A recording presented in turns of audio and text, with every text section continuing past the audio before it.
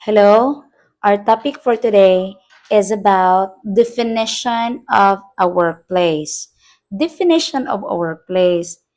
It is somehow called a room for improvement in Anna, but no, there are other definition of workplace.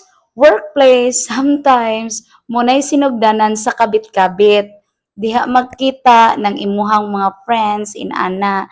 So, sa tanan nga mga nakaagi ani, kaway-kaway. So, ayaw gyud mo og salig kaayo sa workplace kay diha gyud magsugod ang tanan. Tanan nga panagkita nila, tanan nga pag-care nila, tanan nga diha gyud magsugod ang tanan sa ilang mga bagid-bagid, mga tuldok-tuldok, diha gyud na magsugod ang tanan. So mao na siya nga bantay-bantay lang gyud mo kay usahay makaingon ka, maayo kay ni trabaho akong wife, maayo kay ni trabaho akong husband, maayo kay ni trabaho akong ka-live-in, but wala ka kabalo, tarong bang pagpanarbaho, 'di ba? So mo na kinsay wala kita ana, kinsay wala kaagi nga samot na call center kay baling daghana didtong mga humot, mga gwapo, mga kay kuan god, tugnaw baya.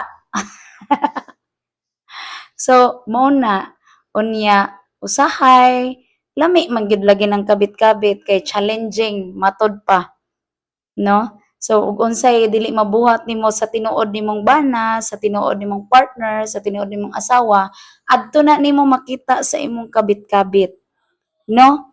So muna kung kinsa man gani tong naka-experience or nasakitan tungod sa pagka-loyal ninyo niya ang inyoha day mga partner na nga bitra, comment lang unya kuan po ni i-share, no? And also please do follow me, subscribe ug unsa pa diha kay ngano ugma lain na pud atong topic. Sige, my name is Mary. Enjoy. Bye-bye.